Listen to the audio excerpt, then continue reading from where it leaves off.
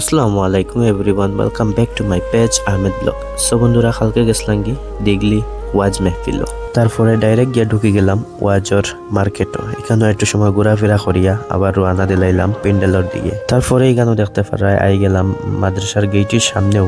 আর এখানেও আমার লোকে হাসানও আছে, দেখতে পাররা হাসানে ঠান্ডা গালে ইটি ইটি খরের। তারপরে তো আস্তে আস্তে ঢুকে গেলাম মাদ্রাসার গেটের ভিতরে। আর এখানেও দেখতে পারা আপনারা খুবই সুন্দর করে তারা ওয়াজ কমিটি সাজাইছেন, দেখে খুবই ভালো লাগলো। আমি এই মাদ্রাসা ম্যানেজমেন্ট কমিটির অসংখ্য ধন্যবাদ জানাই, কারণ এত সুন্দর করে মাদ্রাসাটা মেনটেন করে রাখার লাগি। সো এখন আমরা ওয়াজ শোনার লাগি পুরা রেডি। প্যান্ডেলও খুব সুন্দর বাত, যে কলকাতা থেকে আগত প্রধান অতিথির ওয়াজ শোনার লাগি সব মানুষও আস্তে আস্তে ইয়া জমরা, আর আমরাও ইয়া বই গেছি। তো বন্ধুরা, আজকের এই ভিডিওটা কিরম লাগলো, যদি ভালো লাগে তাহলে একটা শেয়ার করে দিবা, আর আমার এই পেজটা ফলো করে রাখবা। আর এখন ওয়াজ শোনাই। ধন্যবাদ।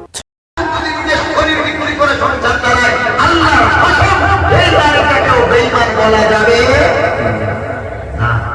হয়তো আপনি দেখছেন নারীটা প্রতিটা লয়ে যায়, শরীর বিক্রি করে সংসার চালায়। আপনি হতে পারেন নামাজি, বড় হাজি সাহেব, অনেক কিছু বড় পীর সাহেব, যে নারীটা জেনা করে আপনি কি তাকে বলতে পারবেন? আপনি কি তাকে বেঈমান বলতে পারবেন? কাফের বলতে পারবেন? এ বলার অধিকার, অথরিটি আপনাকে আল্লাহ দেয়নি।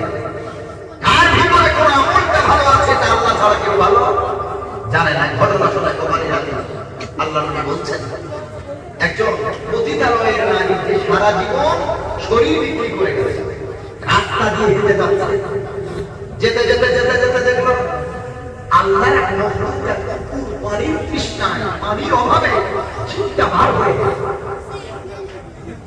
ওষ্ঠাগত তৃষ্ণা, ঠোঁটটা তার শুকিয়ে গেছে, গলা শুকিয়ে গেছে, জিভ বার হয়ে গেছে, মরে যাওয়ার উপক্রম হয়েছে। আল্লাহর বান্দা মনে বড় দয়া হলো, সারা জীবন জেনা করে এসেছে, পতিতালয়ের নারী, জেনাকারী নারী, করে মুসলমান। ঘটনাটা শুনে না শেখেন। আল্লাহর বান্দা কুকুরের এই দৃশ্য দেখে মনে দয়া লাগলো, সাথে সাথে গায়ের যে ওড়না ছিল, এই ওড়নার সামনে আছে এক কুয়া, কুয়াতে ওড়নাটা লম্বা করে দিয়ে দেখে গায়ে ওড়নাটা পানি পর্যন্ত পৌঁছায় না। পানি অনেক লেয়ারটা ডিপ, লেয়ারটা অনেক নিচে হয়ে গেছে, ডাউন হয়ে গেল। এরপরে দুই পায়ে যে মোজা ছিল, মোজা, এই মোজা দিয়ে গিট্টি বেঁধে ওই ওড়নার সাথে গিট্টি লাগিয়ে একটু লম্বা করলো, লম্বা করে আবার কুয়াতে ঢুকে গেছিল। কুয়াতে নেওয়ার পর পানি খেয়েছে, মোজাটা ভিজে গেল। আস্তে আস্তে আস্তে আস্তে টেনে টেনে মোজাটা নিগড়িয়ে দিতে আল্লাহর মাহবুব কুকুরকে খাওয়িয়েছে। আল্লাহর মাহবুব কুকুর বারবার পানির পুরে তাকে পান করানো হলো। আল্লাহর মাহবুব কুকুর জীবিত হয়েছে, কুকুর জীবন ফিরে পেয়েছে, কুকুর শান্তি পেল। আমার আল্লাহ দেখতেছে এই দৃশ্যটার বসতে।